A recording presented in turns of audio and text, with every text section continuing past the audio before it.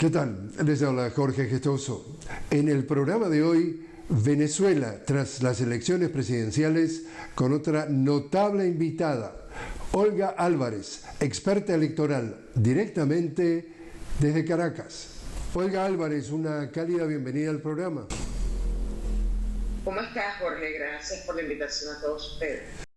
Gracias por aceptarla, Olga. El Tribunal Supremo en Venezuela hoy ha citado a todos los ex candidatos que participaron en la elección del 28 de julio entre hoy y el viernes para comparecer ante ese Tribunal de Justicia. Hoy era el turno al ex candidato Edmundo González, el principal candidato de la oposición, ya adelantó que no va a presentarse. Mi pregunta en dos partes: ¿de qué consiste, en qué consiste entonces esta comparecencia de cada uno de los candidatos y qué consecuencias el hecho de que este candidato no se va a presentar puede tener?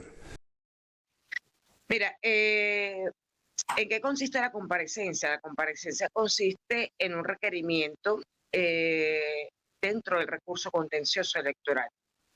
Lo ha solicitado el presidente Nicolás Maduro en su carácter además de candidato electo en las elecciones del 28 de julio, para cotejar el material electoral que tienen y compararlo con el material electoral oficial del Consejo Nacional Electoral.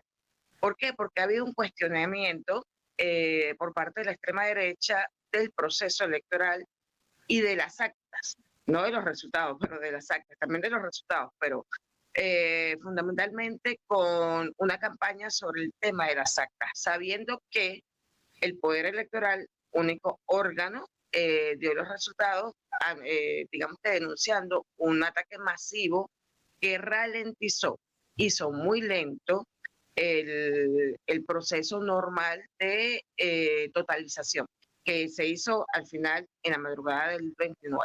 Pero bueno, volviendo a tu pregunta para no dispersar, la comparecencia es obligatoria, es dentro del marco del recurso contencioso electoral para determinar dos elementos, a saber, por las declaraciones del presidente, yo no he visto el recurso, una, la validez, la, la certificación por parte del órgano jurisdiccional de que efectivamente los resultados que dio el Poder Electoral son los resultados que tiene en el material electoral, tanto el Poder Electoral como, en este caso, el peticionario, que es Nicolás Maduro Moros, y cualquier otro que quiera mostrar las actas. ¿Qué pasa si no comparecen?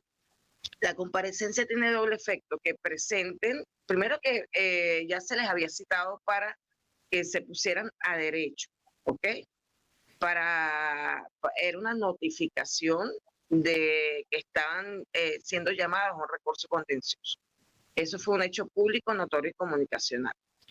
En este momento se les llama a comparecer para que entreguen al órgano jurisdiccional, al máximo órgano jurisdiccional que tiene competencia para conocer del asunto, todas las actas que tengan en sus manos, que han dicho tener, que han dicho que son el aval de su autoproclamación. ¿Qué sucede si no comparece? Bueno, hay varias cosas. Uno, la comparecencia es obligatoria. Hay contumacia, hay rebeldía en el hecho de que no comparezca, perdón, ante el Tribunal Supremo. Segundo, en el momento de valorar las pruebas, si no hay con qué contrastarlas, se dan por ciertas lo que ya hay, o que lo que ya ha sido consignado, se coteja entre ellos, ¿ok? Y no tendría la oportunidad de que sea valorada como cierta las actas que ellos dicen tener. Se puede determinar, porque claro, ellos lo publicaron en la web, pudiera el órgano electoral, el órgano jurisdiccional, bajar de la web, porque es un hecho notorio público comunicacional también, digamos que las actas que tienen en la web, a mí se me hubiese ocurrido, si yo fuera, digamos, quien decide ese tema, yo lo bajaría, lo certificaría con Conatel, efectivamente eso corresponde a lo que está publicado allí, para determinar la falsedad de lo publicado, por ejemplo. Entonces, Olga, esto parece ser el cuento de nunca acabar, porque antes de la elección presidencial, ya entonces esta extrema derecha representada por el candidato Edmundo González dice, anticipamos que va a haber fraude. Todavía no habían ni siquiera elecciones. Nosotros tuvimos oportunidad de entrevistar al fiscal general Tarek William Saab y dice, si estaban seguros de que iba a haber fraude, ¿para qué participar? Participaron de la misma forma. Después que participan, se quejan, inventan el tema del fraude y dicen que se presenten las actas. Ahora tienen no solamente la oportunidad, sino la obligación legal de aportar las actas, y viene este señor González y dice, yo no me presento y no presento las actas. ¿Hasta cuándo entonces esto va a continuar de que no hay ningún límite para decir ya el argumento se nos desinfló? Mira, disculpa, Jorge, está claro que antes del proceso electoral se había denunciado, yo por ejemplo lo había, digamos, explicado y denunciado, porque tú no puedes hablar de fraude cuando tú estás participando en todas las auditorías y certificando cada una de ellas. Era una, digamos que una campaña que anunciaba que el interés no era tomar el poder político por la vía de las elecciones. La narrativa y el relato de ellos era que una vez terminado el evento iban a estar en la calle y ese acto de calle, ese acto de expresión soberana tenía que ser reconocido por las Fuerzas Armadas. Eso fue el mensaje constante y el último mensaje del último día de campaña. Es decir, no hablaban de resultados electorales, hablaban de una manifestación en la calle y que tenía que ser reconocido por las Fuerzas Armadas. A cualquier persona que conozca del tema, o aunque no lo conozca, ¿a qué le suena estar en la calle que lo reconozca las Fuerzas Armadas? A golpe, no hay otro. ¿Okay? Porque para el tema democrático, para el tema electoral, existen otras instituciones. ¿Okay?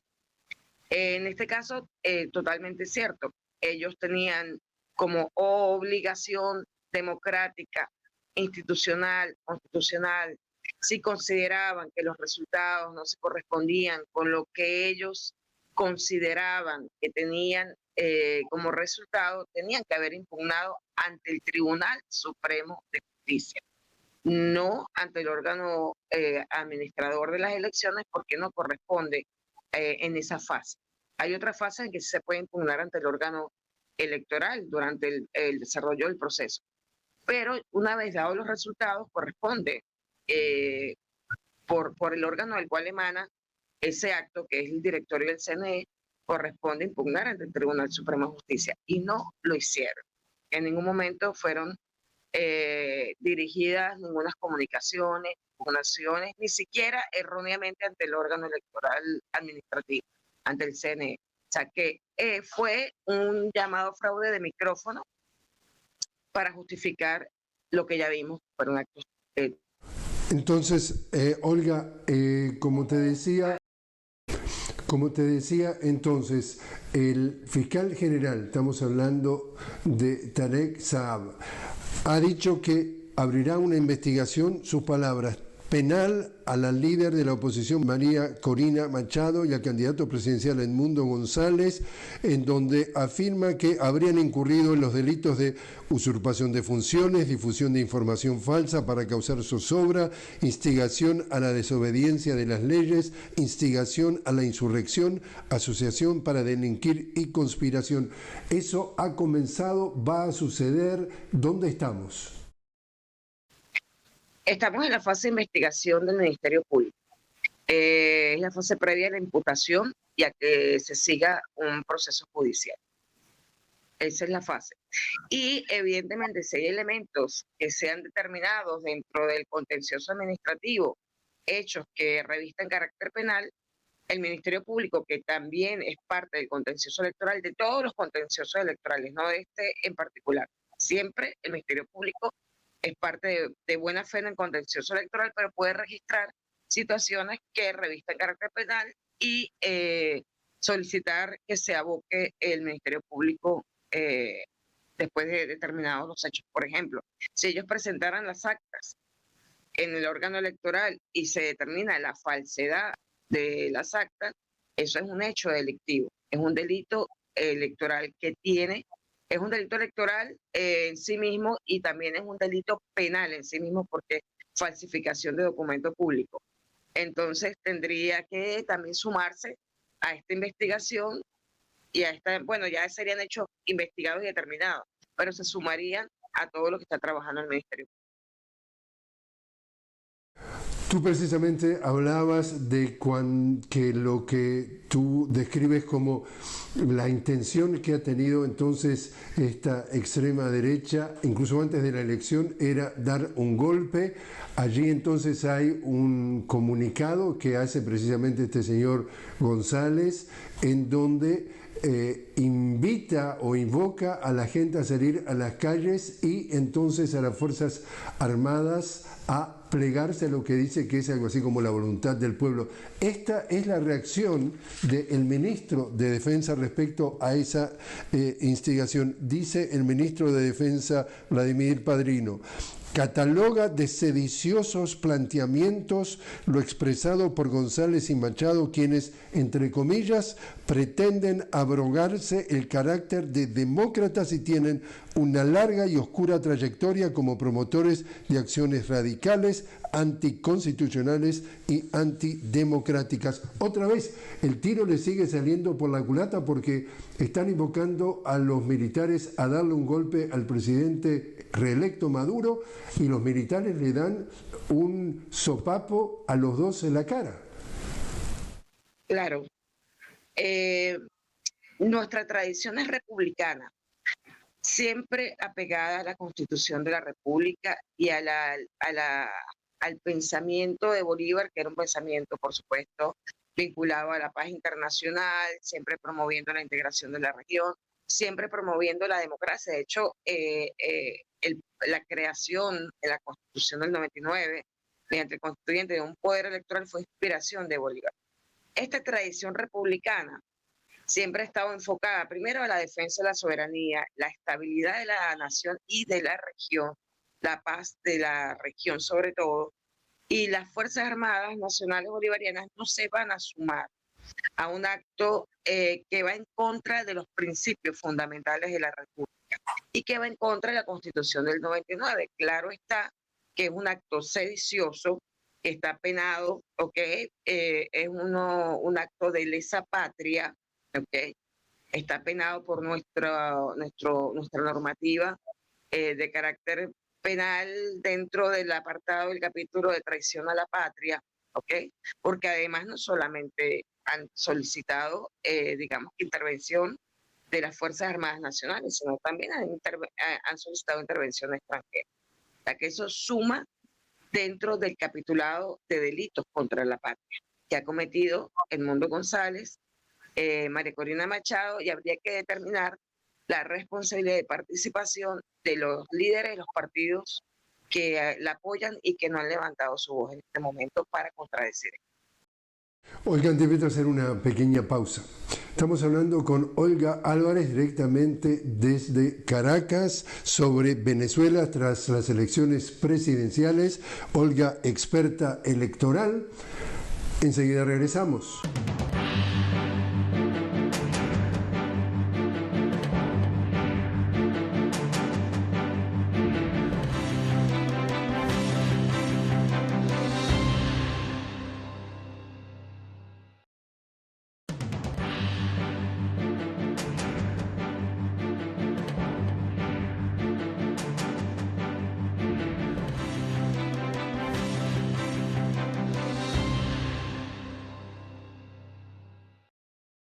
Continuamos hablando con Olga Álvarez directamente desde Caracas sobre Venezuela tras las elecciones presidenciales. Olga, experta electoral. Olga, respecto a todo lo que se ha denunciado que ha tocado vivirle al gobierno del presidente reelecto Nicolás Maduro, la vicepresidenta ejecutiva Delcy Rodríguez hace una denuncia sobre ataques cibernéticos y menciona que tras el 28 de julio, el domingo de la elección, han recibido 500.000, es decir, 500.000 de ataques cibernéticos por segundo. Algo así dice como 30 millones de ataques cibernéticos por minuto, a lo que se agrega en las últimas horas el presidente Nicolás Maduro borró su aplicación de WhatsApp de su teléfono móvil y él dice que, palabras textuales, WhatsApp es un imperialismo tecnológico, está atacando a Venezuela. ¿Cómo han jugado entonces todos estos factores para tratar de descarrilar el proceso electoral o por lo menos ralentizarlo, enlentecerlo? Bueno, esta es una buena pregunta para aclarar muchas dudas. Primero, es importante decir que el ataque masivo cibernético al momento de la transmisión y totalización de resultados no afectó la integridad del sistema electoral ni los resultados, solamente hizo lenta, muy lenta la totalización. ¿Por qué? Porque a decir de los científicos que evaluaron en qué consistió el ataque masivo, principalmente fue un ataque de negación de acceso que colapsó las redes de telecomunicaciones de todo el país, ¿ok? Impidiendo, digamos, el tránsito fluido de todas las telecomunicaciones dentro de la nación. Es lo que tú dices, ralentizó, hizo lento el proceso. La madrugada del 29, como a cerca de la 1 de la madrugada, cuando el presidente del CNE da los resultados, ya se habían transmitido, totalizado el 80% de las actas, ya había un resultado irreversible y ya el propio sistema automatizado, que está todo el voto está automatizado 100%, ya el propio sistema había adjudicado el cargo electo, ¿no? El cargo al candidato electo. Es por eso que se anuncian los resultados. Al día siguiente se hace, digamos que formal la proclamación del candidato electo. Bien, paralelamente en otro sistema diferente, que es el de la página web del Consejo Electoral, se hace un ataque masivo, permanente, sostenido, que no permite levantar la página para la publicación digital de los resultados que normalmente publica el CNE. Pero, valga decir, esto lo hace de forma, como buena fe, ¿ok? Como demostrando digamos que la eficiencia de lo electrónico, de lo tecnológico, pero realmente la ley lo obliga a publicar los resultados en el plazo de 30 días en Gaceta Electoral. Eso es lo que la ley establece. Ahora bien, en el momento en que se logre levantar la página web dentro de esos 30 días, pienso yo, no tengo información del CNE, pero pienso yo que en el momento en que el ataque masivo cese y se puede levantar la página, esos resultados van a estar disponibles también en esa página web. Con respecto al ataque masivo, es importante decir que han atacado todas las instituciones del Estado.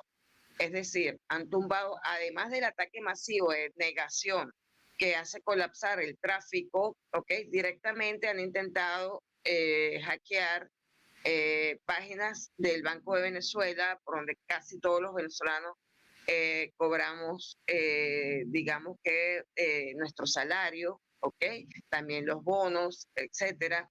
O sea, tumbaron las páginas del Tribunal Supremo un par de días, tumbaron las páginas del CENIAT, tumbaron una página de Telesur, que fue denunciado. O sea, hubo un ataque masivo a las instituciones, ¿ok? No solamente físicamente, porque estamos hablando de que atacaron más de 100 y tantas escuelas, atacaron más de 100, ahorita no recuerdo la cifra, por eso digo que más de 100, por más de 100 módulos de salud primaria, asistencial, hospitales, casas de partidos políticos, agredieron y hasta asesinaron a 2 compañeras del Partido Socialista Unido de Venezuela. En fin, aparte de lo físico, de lo humano, hubo también, digamos, un ataque nunca visto al sistema. Y por otro lado, a través de la red WhatsApp, mediante cuentas creadas, bots, que venían de varios países, sobre todo Estados Unidos y Colombia,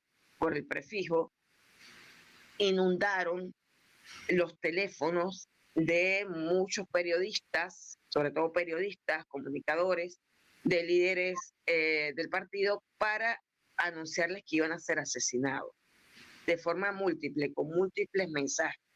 Entonces, de allí viene la decisión del presidente de sugerir la migración a sistemas más seguros donde no puedan invadirnos con bots que amenacen la vida de las personas y sigan causando zozobra y sigan implementando una guerra cognitiva de última generación. Sí, hay mucha gente que sugiere que Telegram podría ser más seguro que WhatsApp, pero te quiero hacer una pregunta entonces respecto a lo que han dicho algunos veedores chilenos que estuvieron precisamente como observadores de este proceso electoral el 28 de julio. Ellos dicen, y leo lo que han publicado en las redes, instan al gobierno del presidente Gabriel Boric de Chile, dicen, a respetar la institucionalidad venezolana y reconocer los resultados electorales del 28 de julio, donde resultó reelecto el presidente Maduro, y ponen, entre comillas y con énfasis, como ya incluso lo han hecho 8 de los 9 candidatos opositores. Mi pregunta entonces, Olga, es tu lectura sobre la actitud de varios presidentes, empecemos por los latinoamericanos, pero del resto del mundo, de, pese a que toda esta información que tú nos estás confirmando, siguen haciendo este tipo de afirmaciones. Ciertamente se ha repetido el guión de lo que ocurrió con la autoproclamación de Juan Guaidó.